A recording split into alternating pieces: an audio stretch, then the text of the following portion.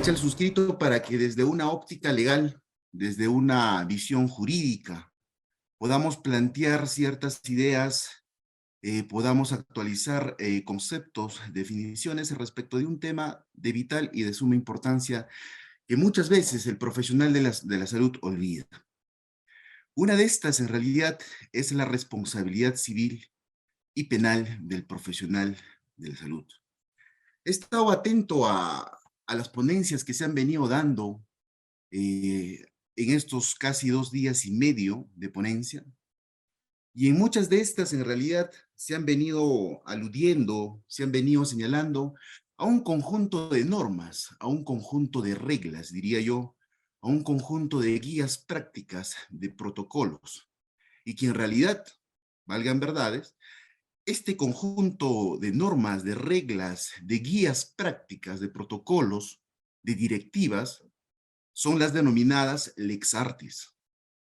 Lex artis que debe de ser de observancia obligatoria de todo profesional de la salud, profesional médico, profesional de enfermería, de obstetricia, todos en general. De tal manera que inobservada la lex artis, inobservando la normatividad y producto de esta inobservancia se pueda generar un daño en el paciente, estaríamos sometiéndonos a un proceso penal, a un proceso civil con la finalidad ¿de qué? Con la finalidad de determinar, de establecer la responsabilidad penal, la responsabilidad civil y finalmente dando en su lugar y determinándose de esta manera la responsabilidad, seríamos pasibles de que se nos conmine una determinada pena. O en materia civil, se nos conmine a pagar una suma indemnizatoria respecto del daño generado. Dicho esto, pasaré, por favor, si me permiten, compartir pantalla. Muy bien. Responsabilidad penal y civil del profesional de la salud. En principio, entendemos que estos tipos de eventos, este tipo de eventos académicos, de congresos, de cursos, el tirano aquí es el tiempo. En consecuencia, trataré de ser, pues, en mérito a ello, bastante sucinto, bastante preciso, pero espero estar bien claro con las definiciones conceptuales, tanto dogmáticos y tanto jurídicos que amerita el caso. Iniciaremos planteando el siguiente caso, problema en realidad, que ha sido materia de análisis en sede de la Corte Suprema de Justicia de la República. Este caso, que ha sido analizado a nivel de la Corte Suprema, ha analizado una institución jurídica de vital importancia y que considero yo todos debemos de conocer. El principio de confianza dentro de la actividad propia del profesional de salud. De tal manera que, con fecha 7 de febrero del 2014, ingresa al servicio de emergencia la señora Carmela al Hospital de Salud de Moyobamba. Ella presenta molestias y además, pues, es una paciente gestante de 37 semanas. Ella inmediatamente fue atendida por el médico de turno José, quien dispuso el control cada 2 horas, la realización de exámenes auxiliares como hemograma, hematocrito, hemoglobina, tiempo de coagulación y sangre. A las 13 horas llegaron los resultados del laboratorio. Se anexaron a la historia clínica y los cuales pues se advirtieron, revelaron que el paciente presentaba una leucocitosis con desviación a la izquierda, dando a presumir que había un foco infeccioso. A las 18:10 horas, la señora reingresó al hospital, al área de obstetricia, y a las 19 horas es revisada por la obstetriz Ruiz.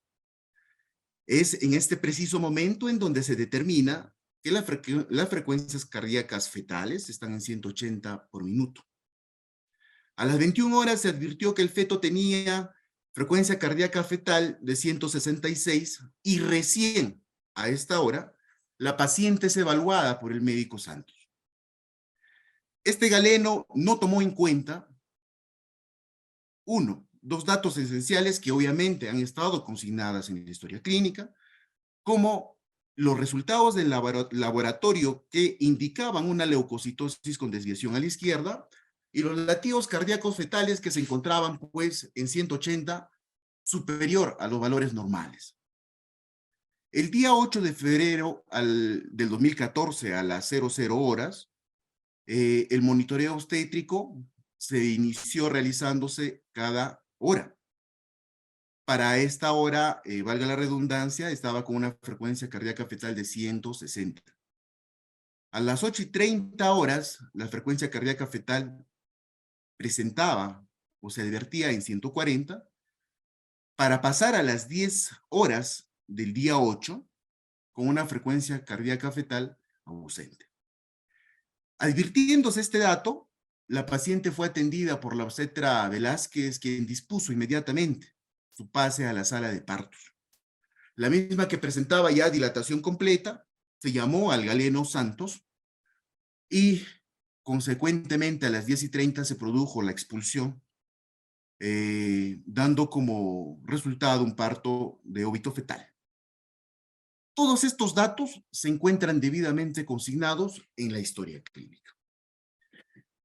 El presente caso problema nos va a permitir a nosotros, en principio, sentar bases conceptuales dogmáticas que nos van a nosotros permitir como profesionales de la salud poder determinar quién de los que han participado tiene la responsabilidad penal, la responsabilidad civil y en consecuencia se le combina una pena, ¿sí? Una pena y además un monto económico como indemnización.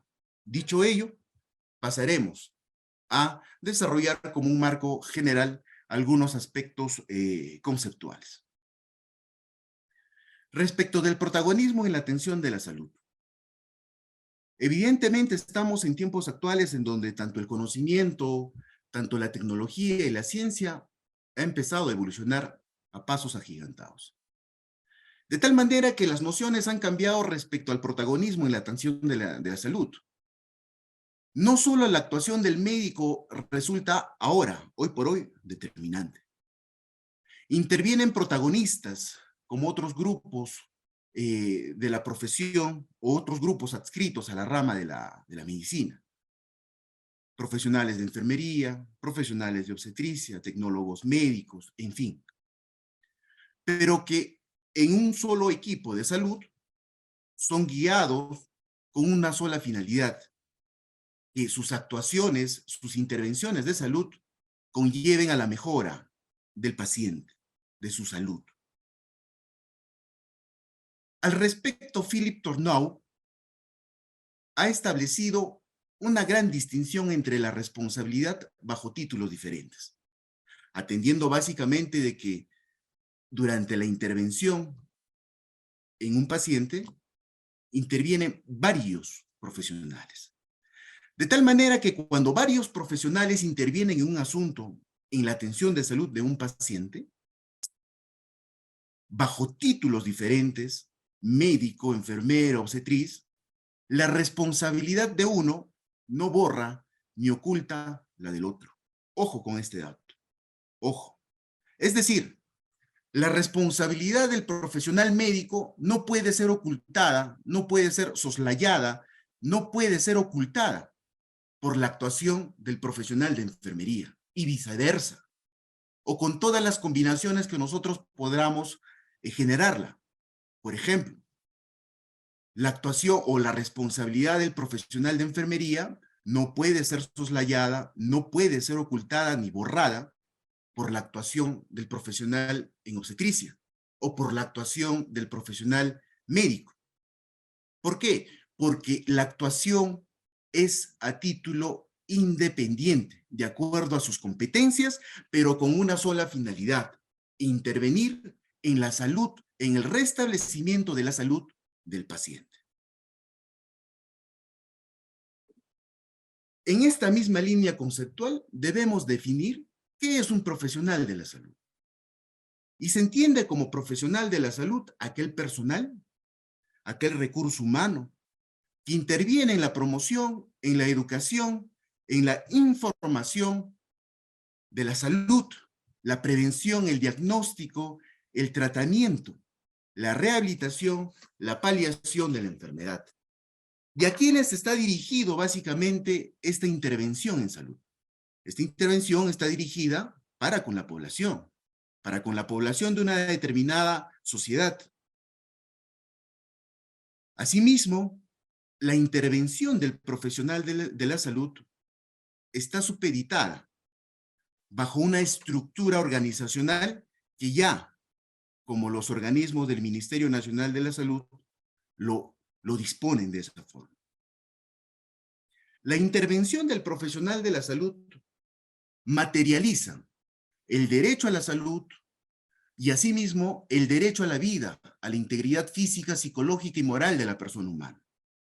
Son ellos que de esa noción idealista materializan estos derechos constitucionalmente amparados. Pero, ¿en qué consiste esta intervención? ¿De qué forma intervienen los profesionales de la salud? En la salud de en el paciente, en el cuerpo del paciente. Y todos los profesionales de la salud intervienen a través de sus actos. Dentro de nuestro ordenamiento jurídico, nosotros reconocemos básicamente dos tipos de actos: los actos médicos y los actos de salud per se, en sí mismos. De tal manera de que entendemos como acto médico aquella relación directa, aquella relación libre que sostienen tanto el profesional médico como el paciente. De tal manera que, a título de esta relación, es el profesional médico quien ejecuta, básicamente, la práctica médica. Pero ¿la ejecuta a libre albedrío? No, no puede ejecutarla. Ningún profesional puede ejecutar o practicar, en este caso, respecto del profesional médico, de forma libre, a libre albedrío. El profesional médico está supeditado a la lex artis, y como bien veníamos señalando, esa lex artis es ese conjunto de normas, de reglas, de guías, de protocolos que deben de ser observados. ¿A efectos de qué? A efectos de poder intervenir en el paciente.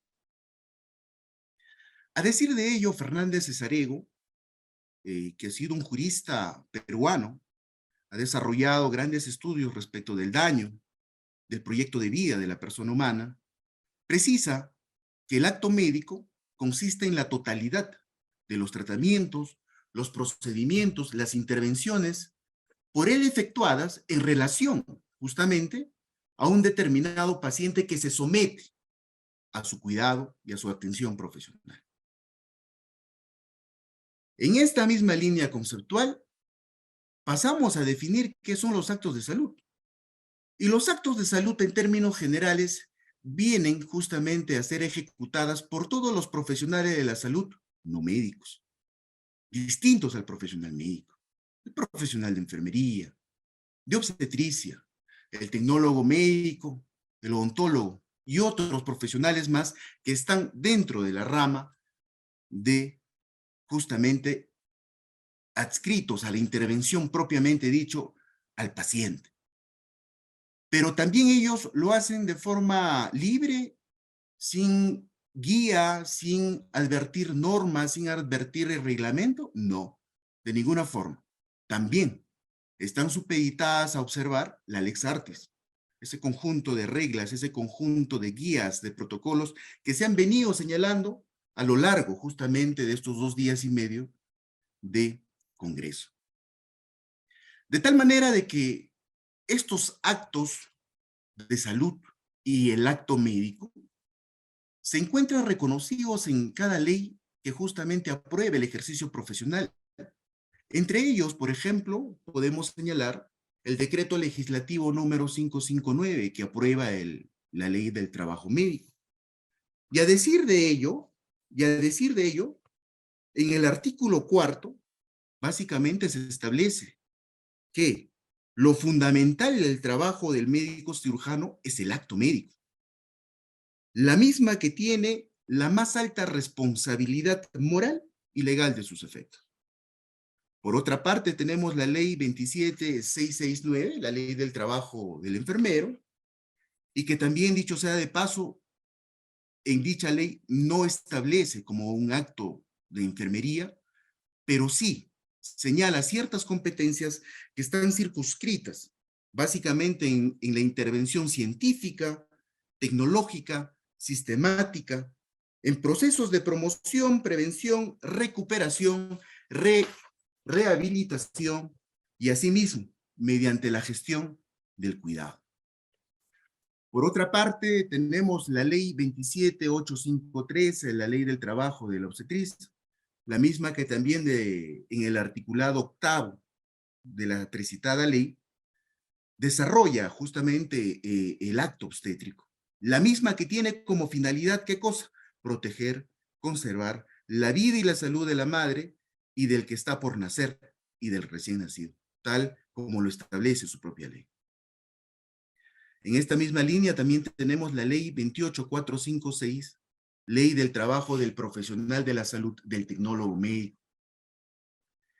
y que dentro de esta norma, respecto del profesional del tecnólogo médico, abarca sus funciones, no solamente en la parte del laboratorio clínico, sino también en la terapia física, en la rehabilitación, y otros aspectos más y otras áreas más que corresponden justamente y que abarca y regula esta ley. A decir de ello, hoy por hoy hay un debate que se está dando en sede del órgano legislativo respecto del colegio, la posición, la solicitud, la pretensión del Colegio de Odontólogos del Perú. Ellos pretenden que su acto sea considerado como un acto médico, y obviamente en contraposición a esta está el Colegio Médico del Perú. Bueno, ya esperaremos las resultas de este debate, pero va a cambiar básicamente las nociones conceptuales que se tienen hasta el momento. Asimismo, debemos de precisar y debemos de ser bastante enfáticos de que la actuación, la intervención del profesional de la salud a través tanto del acto médico como del acto de salud en estricto sentido, tienen que advertir, tienen que ser ejecutadas, tienen que ser practicadas, ¿sí? Advirtiendo el contenido estricto del Código de Ética y de Deontología. Bastante cuidado con ese dato.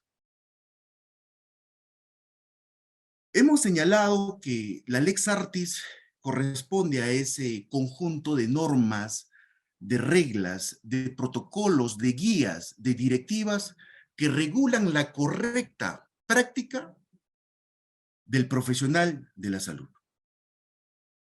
Sin embargo, esto tiene sus orígenes. La Lex Artis tiene sus orígenes. La ley del arte tiene sus orígenes. A decir de ello, el Tribunal Supremo Español, el 11 de marzo de 1991, advierte, pues, y trata de establecer una definición conceptual respecto de la Lex Artis, y señala que la Lex Artis viene a ser un criterio valorativo de corrección del concreto, básicamente, del acto médico ejecutado por este profesional. En esta misma línea señala que es aquella ciencia, es ese arte médico que tiene que advertir ciertas características al momento de ejecutarlas, como cuáles: la condición de su autor, la profesión, la complejidad y la trascendencia vital del paciente. Asimismo, también la influencia de otros factores endógenos e intervención del enfermo, de sus familiares y de la misma organización sanitaria. Por otra parte, tenemos una concepción indeterminada de la Lex Artis. Y señalamos que es una concepción indeterminada porque la definición, el concepto que se le da a la Lex Artis tiene que estar relacionada con el tiempo y el lugar. De tal manera que se explica de que no es lo mismo que se practique una intervención quirúrgica, por ejemplo, una apendicitis, en la plena selva amazónica que en un hospital de mayor grado resolutivo, en donde se cuente con todo el equipamiento. Y estos datos son sumamente importantes al momento de poder atribuir la responsabilidad, sea civil o sea penal. porque atrás está quedando la teoría del causalismo en donde basta el resultado y atribuir inmediatamente dicho resultado a un profesional de la salud sin analizar el contexto general y demás elementos periféricos al momento de buscar y establecer la responsabilidad. Por otra parte, traemos a colación también a Fernández Cesarego nuevamente. Él establece de una manera más concreta, precisa y simple, diría yo, e indica de que la lex artis es la correcta, la adecuada actuación del profesional médico en relación con el paciente a su cuidado. Es decir, en términos sencillos, el hacer bien las cosas. Pero el hacer bien las cosas teniendo en cuenta y teniendo en consideración ese conjunto de normas, ese conjunto de reglas, ese conjunto de protocolos, de guías que justamente marcan, delimitan la forma de cómo el profesional de la salud tiene que intervenir en el paciente. Pero ustedes podrán advertir que estas definiciones que les he traído a colación hablan de la práctica médica y no hablan en términos generales de la actuación propia del profesional de la salud en términos generales, porque ya hemos establecido de que la actuación médica no es determinante. Existen otros protagonistas que también coadyuvan en la atención del paciente. De tal manera que tenemos que realizar un acercamiento conceptual actual. Y este acercamiento conceptual actual se enmarca dentro del contexto y siguiendo esa línea definitoria de Fernández Cesarego, que es la correcta y adecuada actuación del profesional de la salud. ¿Qué implica qué cosa? Observar el conjunto de normas, de reglas, de guías, de protocolos que establecen la forma de intervención. ¿Y cuál es esa forma de intervención? Ser diligente en la actividad, en el ejercicio de la profesión. Ser perito. Además, aplicar los conocimientos y las técnicas actualizadas. Y justamente la gran importancia de participar en eventos de relevancia, en eventos académicos como esta, porque eso permite actualizar nuestros conocimientos a la vanguardia de las nuevas guías, de los nuevos protocolos, para poder adecuarnos a estas e intervenir en el paciente. Entiendo yo, con la única finalidad de incrementar nuestros conocimientos, brindar un servicio de calidad, eficaz, eficiente, ¿en pro de quién? Del paciente. Pero a este acercamiento conceptual actual,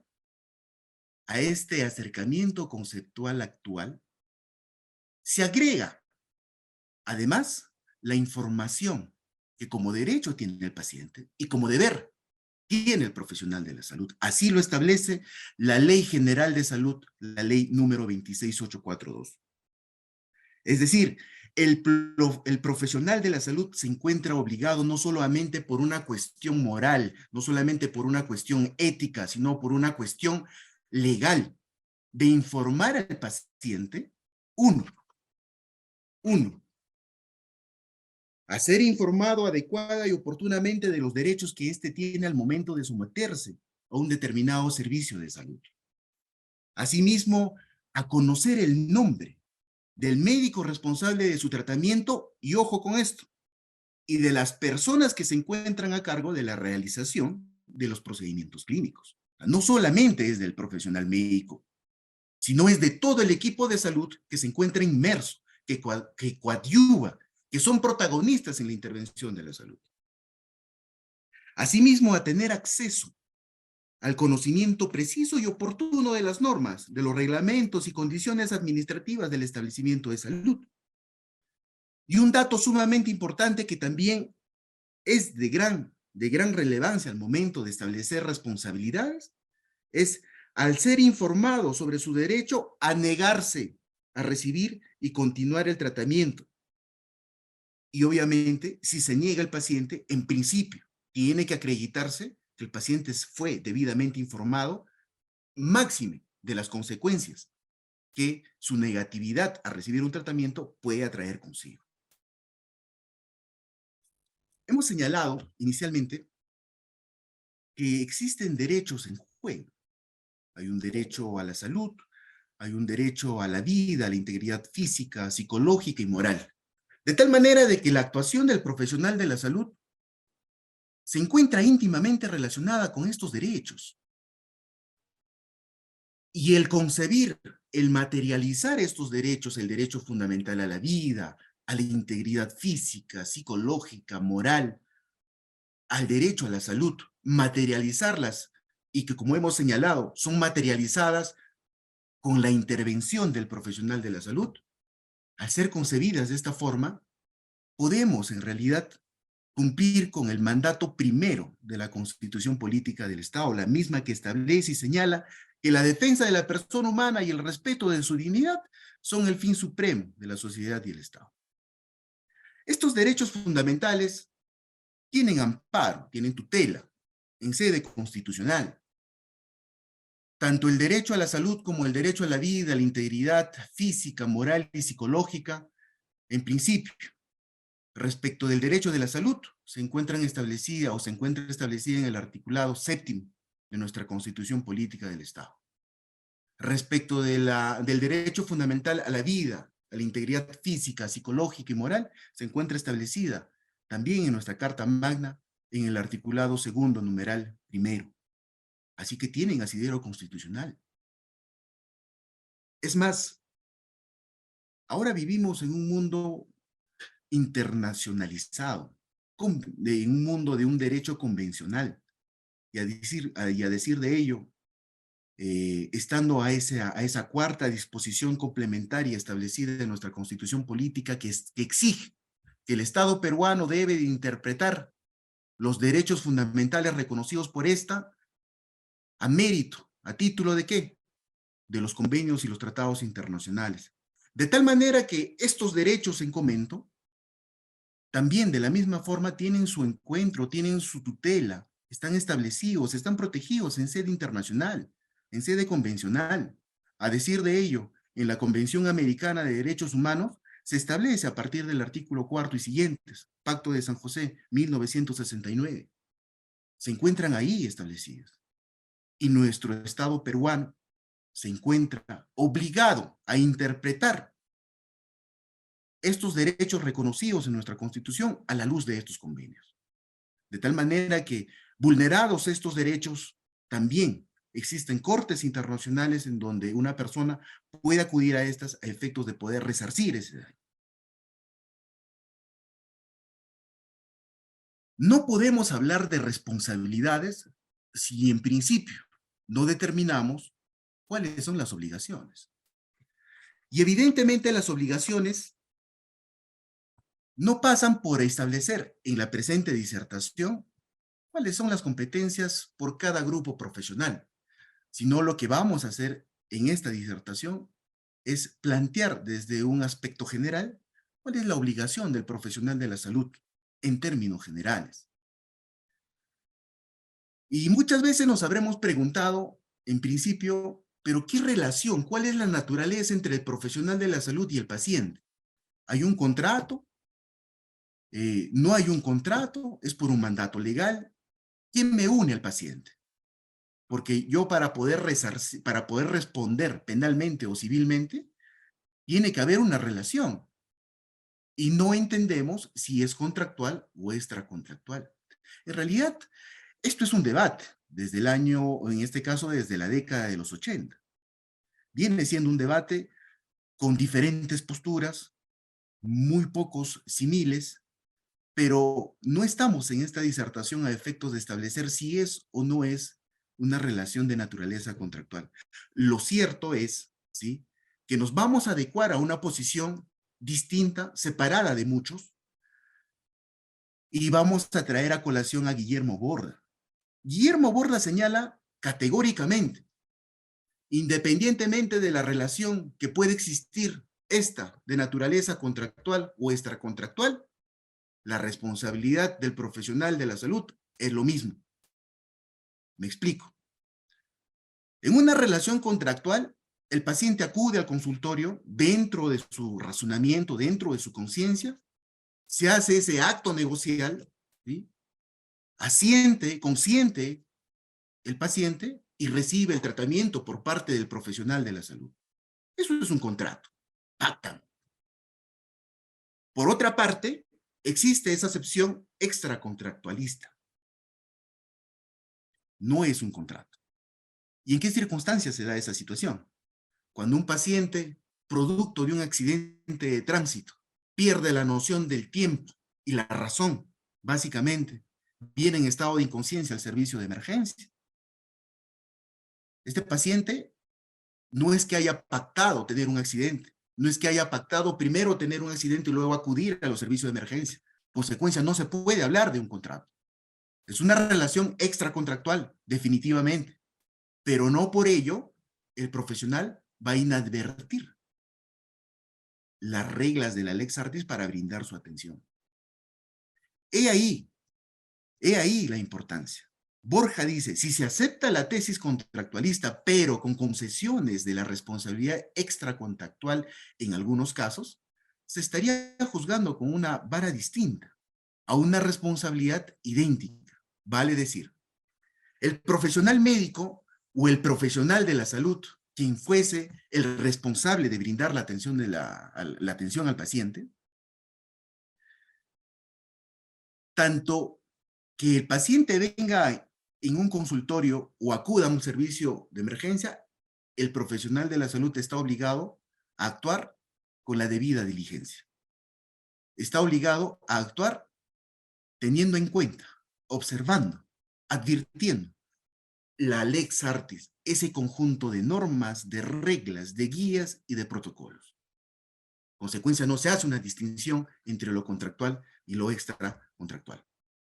Es muy discutible estas acepciones, estas posiciones dogmáticas que se vienen dando respecto de la naturaleza, de la relación entre el profesional de la salud y el paciente, pero sin embargo considero yo, a título personal, que Guillermo Borda la desarrolla con total claridad. Y eso nos debe de importar a nosotros como profesionales de la salud, me incluyo, que al margen de que el paciente acuda en sede de consultorio, o al margen de que el paciente acuda por un servicio de emergencia, la responsabilidad es lo mismo. No puede disminuir, no puede soslayar ni ocultar que el profesional puede actuar a libre albedrío. No. En ambas circunstancias, el profesional actúa de acuerdo a la Lex Artis. Dentro de un contexto general, vamos a hablar de obligaciones de medios y de obligaciones por resultados. Las obligaciones de medio tienen una perspectiva dual. Todo profesional de la salud tiene obligaciones de medio. En principio, desde esta perspectiva dual, hay un ámbito material a desarrollar y hay un ámbito inmaterial e intangible. Dentro del ámbito material, vamos a establecer que la obligación se encuentra relacionada o se encuentra referida a las herramientas, a los instrumentos, a los recursos económicos, a la infraestructura, a los equipos tecnológicos. Y este conjunto de materiales se encuentran a disposición ¿de quién? Del paciente. Del paciente. Y dentro del ámbito inmaterial o intangible está estrictamente relacionado con el recurso humano, con su competencia, con sus estudios, con su experticia, con la eficiencia de los profesionales de la salud y que este recurso humano, con sus conocimientos, sus capacidades, todo esto esté a disposición ¿de quién? Del paciente. Un claro ejemplo de responsabilidad por haber inobservado una obligación de medios es el siguiente.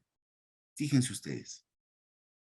Un médico en atención de consulta externa con un paciente en estado de embarazo y catalogado de alto riesgo, diagnosticada además con preeclampsia severa, es evaluada por el profesional médico.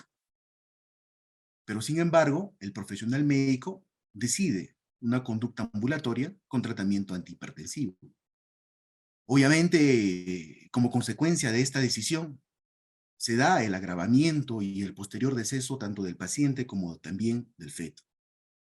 En este caso, en términos jurídicos, existe un incumplimiento de obligaciones de medios porque no se ha realizado las solicitudes apropiadas a efectos de poder conservar la salud y tampoco se han agotado todos los medios suficientes para mantener la vida del paciente. De tal manera que advertimos que el profesional no le ha dado una pertinencia y una continuidad adecuada al diagnóstico.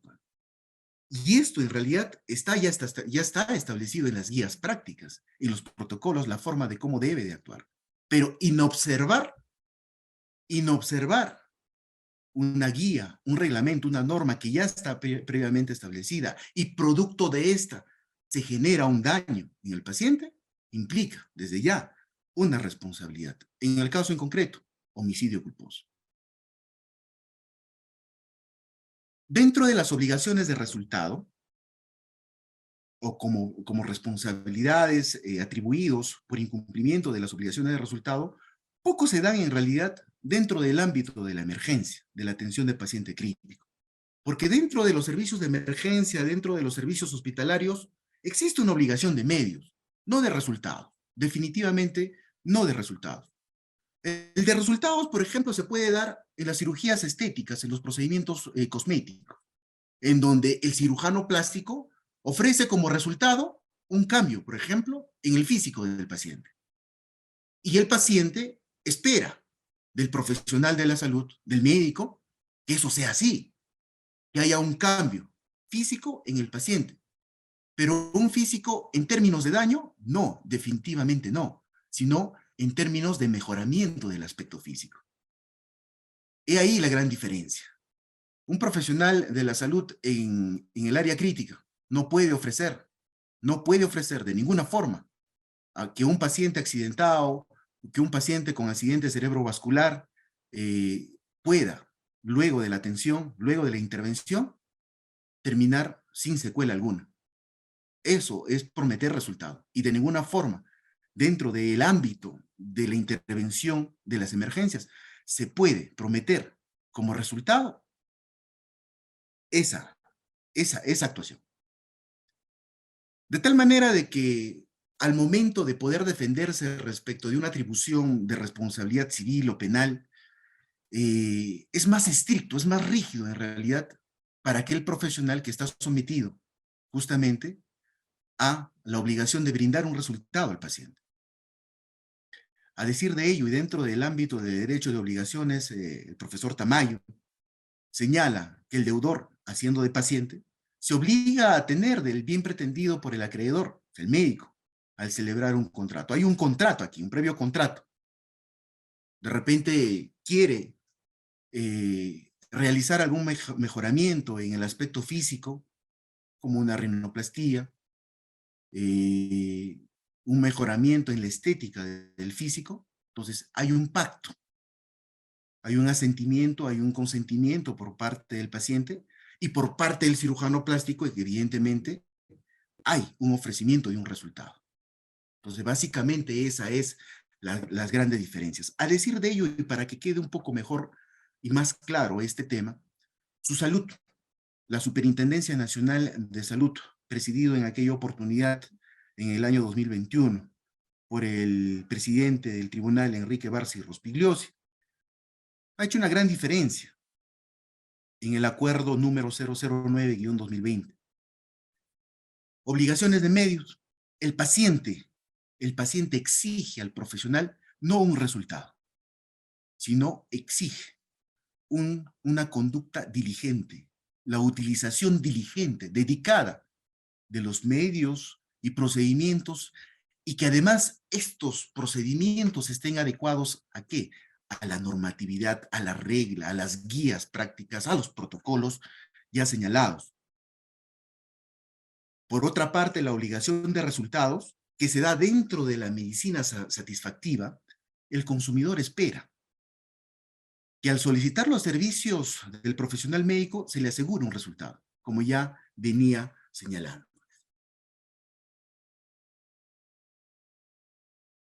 Establecida la obligación, de medios, de resultados, evidentemente tenemos que ahora definir ¿Qué es la responsabilidad?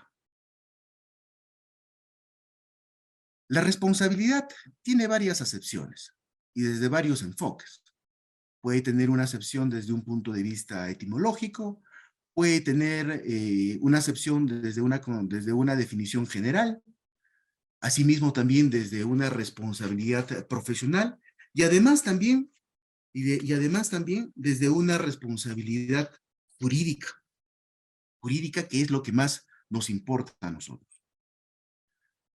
Desde un aspecto etimológico, entendemos de que la responsabilidad proviene de la palabra respondeo, respondere, que significa responder, contestar por palabra o de forma escrita. Por otra parte, también colocarse frente o en parte o opuesta, reclamar o comparecer o combinar. Desde una concepción general, podemos señalar que es la calidad o condición de responsable. Esta condición de responsable que implica que la persona tenga esa obligación de reparar y satisfacer por sí mismo o por otro toda pérdida, todo daño, todo perjuicio que se haya generado en desmedro de la víctima, que en este caso es el paciente. Desde un aspecto de la responsabilidad profesional, entendemos, en términos generales, no necesariamente profesional de la salud, ojo, en términos generales, que el profesional de la salud, que el profesional como tal, puede actuar con dolo, con culpa. Y si es con culpa, actúa con imprudencia, con negligencia o impericia. Y su actuación, producto justamente de una conducta dolosa o culposa, genera en el paciente un daño, o en la víctima un daño, que finalmente requiere ser resarcido. Finalmente, también existe esa concepción de la responsabilidad jurídica del profesional de la salud. De tal manera que el profesional de la salud es responsable de responder jurídicamente por los actos realizados en su práctica profesional de acuerdo a la naturaleza y al resultado de su conducta. Es decir, si el profesional de la salud, por dolo o por culpa, ya sea por imprudencia, negligencia o impericia, genera un daño en el paciente, el profesional de la salud es llamado a responder jurídicamente ante la sociedad por el daño generado. Y ser llamado por la sociedad implica responder, para el caso en concreto, respecto de dos aspectos sumamente importantes y trascendentales, diría yo. Respecto de una responsabilidad penal, en estricto sentido, y respecto de una responsabilidad civil, per se. De tal manera que encontramos, para la presente disertación, que el profesional de la salud, bien, producto de su acto, de su intervención, producto de su acto médico o acto de salud, propiamente dicho, en estricto sentido, y que actúe inobservando la lex artis y producto de esa inobservancia genere un daño, puede estar inmerso dentro de una responsabilidad penal y civil. Ahora bien, respecto de la responsabilidad penal del profesional de la salud, debemos iniciar señalando de que dentro de la sociedad existen mecanismos de control social, pasando por el derecho civil, pasando por el derecho administrativo, el derecho tributario, que en realidad tienen, de cierta forma, sanciones mínimas, que no lindan con derechos fundamentales. Pero uno de los mecanismos de control social más severos que tiene el Estado, y a nivel internacional en realidad, es el derecho penal. Y en principio, atribuir una responsabilidad penal implica atribuir a una determinada persona la responsabilidad de una lesión o puesta en peligro de un determinado bien jurídico. Y producto de esta responsabilidad, evidentemente, es llamado, en realidad es llamado por la sociedad para que pueda determinarse o para que pueda combinársele una determinada pena. Entendemos que la actividad profesional de la salud es riesgosa per se, es riesgosa en sí misma. Naturalmente, es por ello que existen normas que regulan el trabajo propio del profesional de la salud. Normas que regulan el trabajo propio del médico, del enfermero, de la enfermera, de la obstetriz y de los demás grupos profesionales. Existen guías, existen protocolos que deben de ser seguidos justamente por estos profesionales a efectos de no verse inmerso dentro de un proceso penal, dentro de un proceso civil, a efectos de poder responder por un daño. Claude Roxin definía y establecía de que los bienes jurídicos que en un inicio hemos señalado que tienen y guardan relación con los derechos fundamentales, es decir, un bien jurídico es la vida, un bien jurídico es la integridad, un bien jurídico es la salud. O sea, los derechos fundamentales que son amparados, tutelados en sede constitucional dentro del ámbito del derecho penal son denominados como bienes jurídicos. Son denominados como bienes jurídicos. Y estos bienes jurídicos son de tal importancia que el Estado busca protegerlos, pero no busca protegerlos en sede civil, en sede administrativa, sino busca protegerlos con la mayor represión que puede existir en nuestra sociedad, que es el derecho penal. Pues debemos de entender que estos bienes jurídicos como la vida, la salud, la integridad, son aquellas finalidades, son aquellos intereses superiores que permiten que la persona humana se desarrolle, que la persona humana se desenvuelva, que busque el sentido óntico de la persona. Determinada la responsabilidad penal, evidentemente pasado por todo un proceso, con las garantías inherentes a la misma, el profesional de la salud puede verse y se le puede combinar una determinada pena. Esta pena puede constituir o puede consistir en una pena privativa de la libertad que consiste privársele en estricto sentido de su libertad. La misma puede ser temporal o puede ser de cadena perpetua. Otra forma de una pena es las restrictivas de la libertad, la expulsión de extranjeros, la limitativa de derechos que implica la inhabilitación, la prestación de servicios a la comunidad y la limitación de días libres y de multa. Todo ello de conformidad con lo establecido en el artículo 28 del Código Penal peruano. Sin embargo, así de rígido que es el derecho penal, también existe como una garantía general que no hay crimen si no hay una pena, si no hay una ley preestablecida. Es decir, no hay crimen ni pena sin ley. Nulo crimen sin ley. Un aforismo latín que básicamente hasta hoy por hoy, ¿sí?, marca la pauta respecto de atribuir una responsabilidad penal, inclusive civil y en todos los ámbitos del derecho que podamos desarrollar. Siendo esto así, tenemos que dar algunas bases conceptuales respecto de qué es lo que se trata la responsabilidad penal en los profesionales de la salud y traer a colación como primera idea principal el delito. El delito concebida por Zaffaroni implica de que es un pragma conflictivo y en términos generales y en términos bastante entendibles y desde una perspectiva dogmática implica que toda conducta humana, sea omisiva o sea por acción, tengan que ser típico, antijurídico y culpable. Típico, antijurídico y culpable.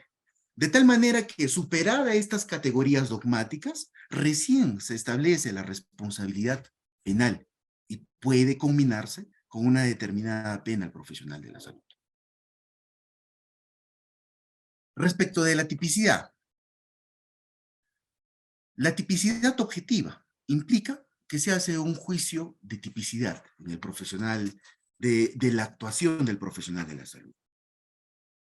Médico cirujano o neurocirujano que está realizando una craneotomía descomprensiva de emergencia, pero en el interín del desarrollo de esta intervención el paciente súbitamente se descompensa y termina falleciendo. Desde ya, atendiendo a esta tipicidad objetiva, ese hecho podría presumirse como un homicidio culposo. Resultado, ¿quién estuvo interviniendo? El médico neurocirujano, paciente. Como resultado, muerte, homicidio culposo. Tipicidad objetiva. Pero no basta simple y llanamente analizar a la luz de la tipicidad objetiva. Es decir, el hecho material, subsumirla en un presupuesto de hecho que está ya preestablecido en el Código Penal. No basta eso. Basta analizar otras categorías más, como en este caso, que dentro de la tipicidad se analice la tipicidad subjetiva. A decir de ello, dentro de la tipicidad objetiva se tiene que traer a colación el conocimiento y la voluntad. En este caso, para la presente disertación del profesional de la salud. El conocimiento y la voluntad determina los delitos dolosos y los delitos culposos. Un delito doloso implica una intención deliberada, esa voluntad que, sabiendo que es una conducta proscrita, prohibida, que se encuentra establecida en el Código Penal, la realiza. Sabiendo las consecuencias respecto de ese supuesto de hecho establecido en el Código Penal, la hace. Ejemplo de ello es lo establecido en el artículo 112 respecto del homicidio piadoso. En este tipo penal establece que el que por piedad mata a un enfermo incurable que le solicita de manera expresa y consciente para poner fin a sus intolerables dolores será reprimido con pena privativa de libertad no mayor de 3 años. No está permitido la eutanasia. Ojo, en nuestro Estado peruano no está permitido la eutanasia. Es el homicidio piadoso. Asimismo, también tenemos el artículo 118, la agravación de la pena por calidad del sujeto. Son conducta o son tipos penales dolosos, que a sabiendas, el profesional de la salud, a sabiendas que no puede cometer eutanasia, lo hace. Segundo artículo del 117, agravación de la pena por calidad del sujeto. El médico, obstetra, farmacéutico o cualquier profesional sanitario que abusa de su ciencia o arte para causar aborto. Existe un pleno conocimiento de que el aborto se encuentra proscrito, a menos que sea un aborto terapéutico, en donde en juego de por medio esté la vida del paciente, que también lo tipifica en el Código Penal y exime de responsabilidad, justamente, estando a ese hecho concreto.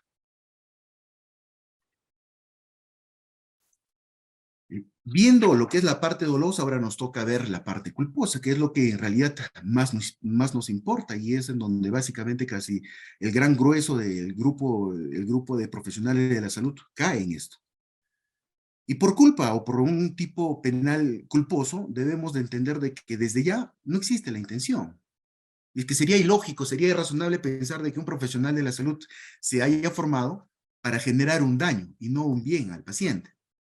Y si se genera un daño, no es por voluntad del profesional de la salud, sino por incumplimiento del deber del cuidado, por incumplimiento e inobservancia de la lex artis. Ojo, de tal manera de que si se incumple la lex artis, esta puede ser realizada mediante la negligencia, la imprudencia o la impericia. Claros ejemplos de tipos penales como estas son el homicidio culposo y las lesiones culposas.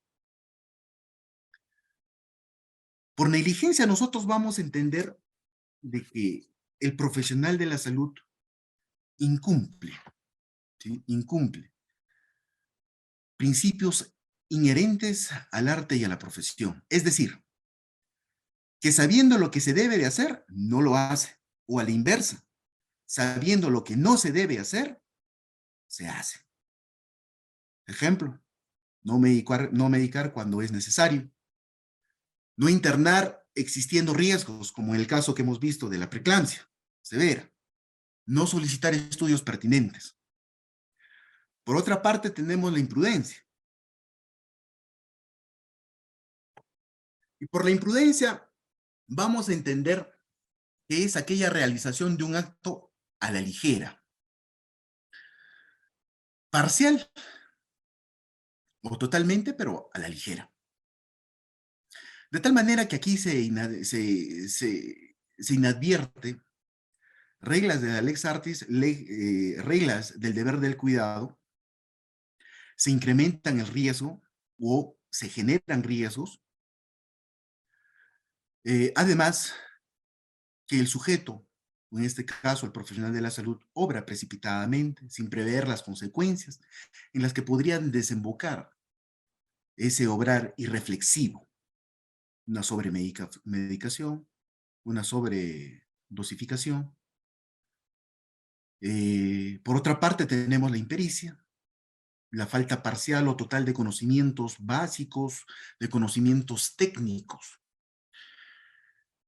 que son exigibles al momento de ejercer, de intervenir con el acto médico o con el acto de salud en el paciente. El acto se realiza mal o no se realiza siguiendo la Lex Artis. Existe unos ejemplos, como por ejemplo, como a decir de ello, los errores en los diagnósticos. Estas pueden ser de origen, de olvido y de práctica. Una impericia de origen es cuando nunca lo aprendió. Una impericia de olvido es cuando se aprendió y se aplicó y luego se olvidó. Y de práctica cuando solo se sabe la teoría. A decir de ello, por ejemplo, ¿no? Profesional de enfermería que siempre ha estado en consultorios externos, eh, es rotada por necesidad a la unidad de cuidados intensivos.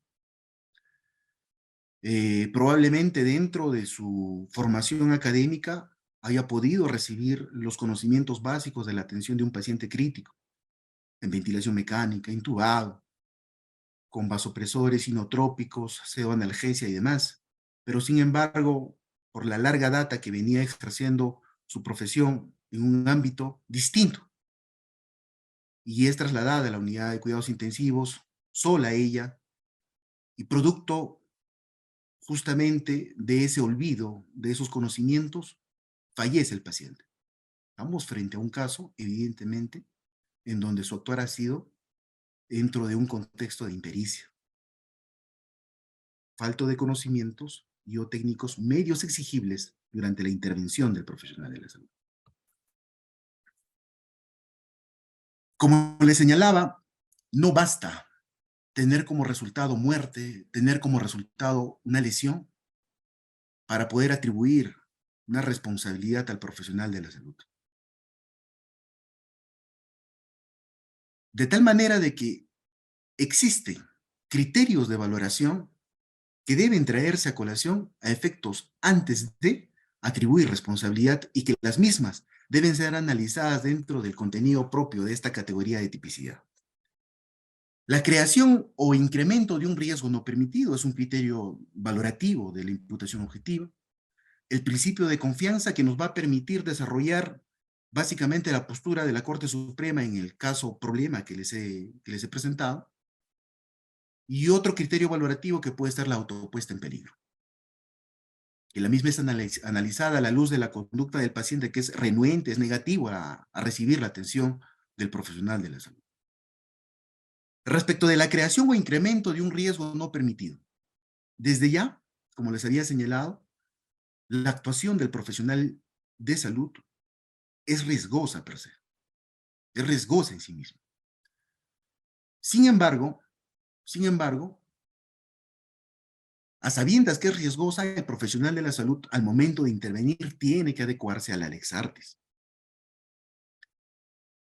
El aplicar parcialmente la Lex Artis, el observar parcialmente la Lex Artis, incrementa el riesgo de generar un daño en el paciente. O actuar de forma libre, a libre albedrío en la atención de la salud, sin observar la Lex Artis, sin observar la normatividad, las reglas, ese conjunto de normas que regulan el actuar del profesional de la salud, genera o crea un riesgo. Estos elementos son valorados al momento de poder atribuir una responsabilidad penal. De tal manera que, en sentido contrario, si yo he actuado como profesional médico, como profesional de la salud, de acuerdo a la normatividad, de acuerdo a las reglas, de acuerdo a las guías prácticas, de acuerdo a los protocolos, y pese a mi actuación, observando este conjunto de normas, fallece el paciente, se genera una lesión, no existe responsabilidad penal. Definitivamente no existe responsabilidad penal. Es un criterio de valoración dentro de la imputación objetiva que se analiza en la categoría de la tipicidad. Principio de confianza. Dentro del principio de confianza, tenemos que atender de que dentro de la intervención del paciente intervienen. Son protagonistas varios profesionales con diferentes roles, con diferentes competencias, pero con una sola finalidad: salvaguardar la vida del paciente, salvaguardar la salud del paciente.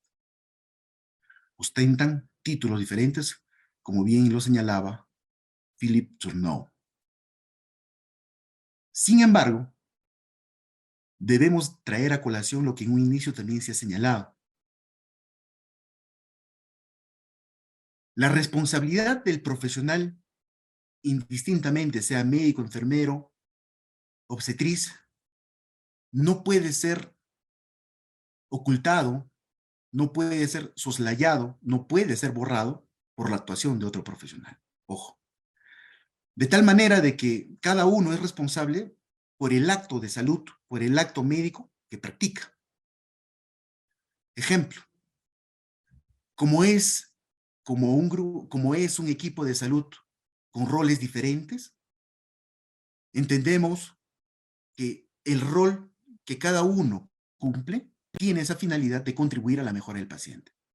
De tal manera de que en unas circunstancias en donde el paciente está en paro cardiorrespiratorio y se está realizando la reanimación cardiopulmonar avanzada, el médico, quien es el quien dirige el equipo, evidentemente prescribe e indica la administración de ciertas drogas.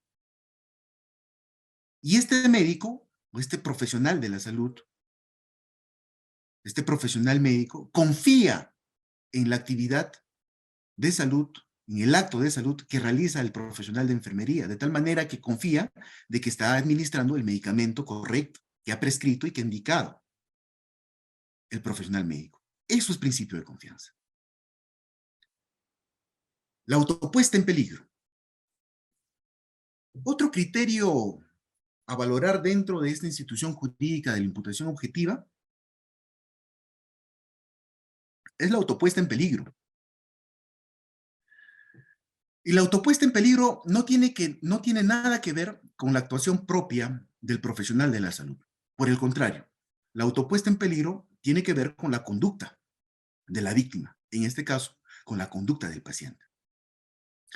De tal manera que si el paciente se niega a recibir la intervención de la salud, la atención médica o quirúrgica, lo señala la Ley General de Salud en el articulado cuarto, el profesional de salud se exime de responsabilidad penal. Es literal. Sin embargo, debemos de tener cuidado al momento de realizar el procedimiento que puede y debe de eximirnos de responsabilidad. Al respecto, debemos de tener en cuenta la norma técnica de salud de los servicios de emergencia. Tanto en esta norma técnica como en la Ley General de Salud, precisa: si el paciente se niega a recibir el tratamiento o el familiar o el representante legal de esta se niega a que se intervenga en la salud del paciente, uno, en principio debe darse pase al representante del Ministerio Público. ¿Por qué? Porque en realidad podría estar constituyéndose otro delito, no respecto del profesional de la salud, sino respecto de repente del familiar quien se niega que su paciente reciba un tratamiento de eso. ¿Qué podría estar incurriendo este familiar? En la exposición o abandono peligroso. Pues he ahí la importancia de comunicar, ¿sí?, al órgano competente, que en este caso es el titular de la acción penal, el quien es el encargado de investigar y acusar en realidad, que es el representante del Ministerio Público. Toda esta información tiene que ser volcada en un documento, en la historia clínica. este documento médico legal que en definitiva es la que nos salva de una responsabilidad penal o civil, o también de la misma forma, ¿sí? Se encuentra la responsabilidad de la misma. Es un derecho del paciente a negarse al tratamiento, efectivamente, pero ese derecho también está supeditado a que el paciente haya recibido la información correspondiente y de las consecuencias de su decisión. Si pese a ello el paciente continúa con su decisión de negarse a recibir el tratamiento, este dato debe de estar consignado en la historia clínica. Debe de estar consignado con total claridad y con claridad meridiana en la historia clínica. Solo eso, ese dato, puede en realidad eximir de responsabilidad. Además de firmarse el formato de exoneración de responsabilidades. Además, que dicho documento debe obrar también dentro de la historia clínica y además también debe consignarse la información de haber comunicado al representante del Ministerio Público sobre esa decisión negativa, renuente del paciente o del familiar a recibir un tratamiento de salud. Habiendo analizado esta primera categoría de tipicidad, y si es que se supera esta categoría, se entra a analizar la categoría de la antijuricidad. Dentro de esta categoría de la antijuricidad, implica en realidad establecer de que la conducta del profesional de la salud es contraria al ordenamiento jurídico. Y esto es simple. Esto es simple. Es establecer de que el profesional de la salud ha actuado fuera de los cánones, fuera de los lineamientos, fuera de los protocolos, de las guías ya preestablecidas y que regulan la correcta actuación del profesional de la salud. Muchos podrán señalar, ojo, no, pero firmó el consentimiento informado, ojo, firmó el consentimiento informado que tiene que ver mucho con el artículo 20 del Código Penal que establece que se exime de responsabilidad penal al sujeto activo, al profesional de la salud, en el presente caso, cuando se haya actuado con el consentimiento válido del titular del bien jurídico de libre disposición. Es decir, si el paciente me permitió, firmó el consentimiento informado, en consecuencia yo no tengo responsabilidad. Falso. Falso. El consentimiento informado no puede justificar de ninguna forma la inobservancia de la Lex Artes. El consentimiento informado es un documento mediante el cual se hace constar la máxima expresión de la libertad de la persona humana. Es por ello que todo tipo de intervenciones que se hagan en el paciente debe de tener consentimiento informado. Así sea la canalización de una vía periférica, pero debe tener el consentimiento informado por una simple y sencilla razón. Es la máxima expresión que se deja sentado sobre un documento respecto del derecho fundamental a la libertad de la persona. De tal manera que este derecho fundamental de la persona, al ser ejercida y al ser establecida en este formato de consentimiento informado, no puede soslayar ni justificar de que el profesional de la salud actúe inobservando la Lex Artes. De que el profesional de la salud actúe inobservando las guías, las prácticas, los protocolos, en conjunto, la Lex Artes. De tal manera que frente a todo acto de intervención de salud, reitero, se requiere, en principio, el consentimiento del paciente. La misma debe estar dentro del contenido propio de la historia clínica. También es un mandato legal establecido en el artículo 4 de la Ley General de Salud, ley número 26842. Pero nuevamente reitero, el consentimiento informado, ojo, con rojo subrayado, no puede justificar la inobservancia de la Lex Artes, de ninguna forma. Pasamos a la última categoría, que es la culpabilidad, y respecto de la culpabilidad corresponde analizar, básicamente, el reproche penal. Exigirle a ese profesional de la salud que debió de haber actuado de una manera distinta. Debe haber esa posibilidad de reprocharle al profesional de la salud que debió de haber actuado de una manera distinta a la que ha actuado, en este caso, inobservando la Lex Artes. De tal manera que, superado estas tres categorías, se establece la responsabilidad penal. Y si se establece esta responsabilidad penal, obviamente se conmina una pena que puede constituir en la restricción de la libertad personal, que es básicamente la sanción penal más común que se ejerce. En estos casos de los profesionales de la salud, siempre son a veces de carácter suspendida, pero obviamente está a criterio, en este caso, del magistrado y además del persecutor del delito, que es el representante del Ministerio Público. Es todo un debate, es todo un tema, es estar sometido a un proceso penal con las debidas garantías inherentes a un debido proceso. Cerrado este tema de la responsabilidad penal del profesional de la salud, y muy brevemente, entiendo que ya me estoy sobreexcediendo, vamos a establecer la responsabilidad civil del profesional de la salud. La responsabilidad civil del profesional de la salud tiene que ver básicamente con ese hecho de resarcir económicamente los daños generados al paciente o a la víctima. La responsabilidad civil guarda en sí la participación, o se trae a colación en este caso, de tres elementos sumamente importantes, que probados, obviamente, dan como resultado determinar y establecer la responsabilidad civil. Estoy hablando básicamente del daño, el hecho y el nexo de causalidad. El daño dentro de la responsabilidad civil es definida como el menoscabo.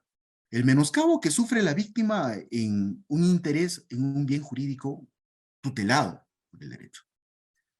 El daño puede ser patrimonial o extrapatrimonial, pero ojo acá, el daño dentro de un proceso de responsabilidad civil tiene que estar acreditado, tiene que estar probado a través de pruebas pertinentes, a través de pruebas útiles, conducentes. ¿Cuáles son? Los exámenes de los peritos, médicos o científicos, la propia historia clínica y los protocolos. Elementos también como el hecho.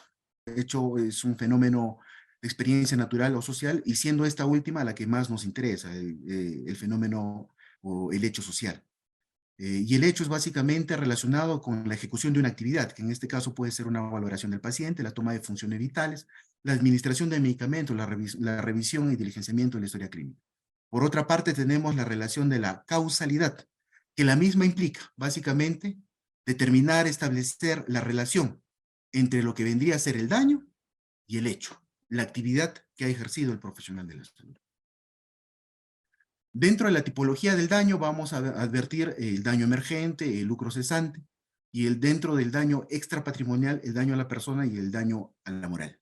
Dentro del daño emergente es justamente ese gasto que ha generado la víctima o el familiar para poder resarcir el daño que se haya generado en la víctima. El lucro cesante básicamente está dirigida a las ganancias y al provecho que han sido dejadas de percibir. Por otra parte, tenemos el daño extrapatrimonial, la misma que implica la protección de la persona humana per se, en estricto sentido, y el daño moral relacionada básicamente con los sentimientos de la otra persona, del familiar, de la víctima, y obviamente se traslada a la afectación psicológica. Finalmente concluyo con el caso problema, y con las disculpas del caso por haberme excedido en la presente ponencia. Fíjense ustedes, en el caso problema que les he llegado a plantear, se establece como uno de los argumentos de defensa del profesional médico de que es responsabilidad por confianza y el profesional de obstetricia debió de haber advertido. ¿Qué cosa? Debió de haber advertido esos signos de alarmas. Pero la Sala Suprema establece, revisada la historia clínica, señor médico, dentro de la historia clínica no está dicha indicación. En consecuencia, si usted no ha cumplido con su deber, no puede acogerse que usted confió en el profesional de obstetricia y debido a ese criterio de confianza, debe de eximirse de responsabilidad. Cuidado, usted ha inadvertido con las guías que establecen que en un paciente con estos criterios ya establecidos, el monitoreo es cada 15 minutos. y dentro de su evaluación médica, no existe, no está considerado, no está establecido. El argumento de señalar de que yo confíe en la participación de los profesionales en obstetricia porque ellos son tan profesionales como yo para poder advertir estos signos de alarmas, no es válido, toda vez de que la atención, en principio, de valorando los exámenes de laboratorio, como también del examen general que se haya podido realizar al feto, corresponde al profesional médico dejar las indicaciones que correspondan, ¿dónde? En el documento médico legal. Este documento, y con esto concluyo, este documento médico legal, o bien exime de responsabilidad penal o civil, o bien, ojo, o bien constituye un elemento para establecer la responsabilidad penal y civil y con eso combinar a una determinada pena y también combinar al resarcimiento indemnizatorio, atendiendo a un monto económico establecido. Muchísimas gracias.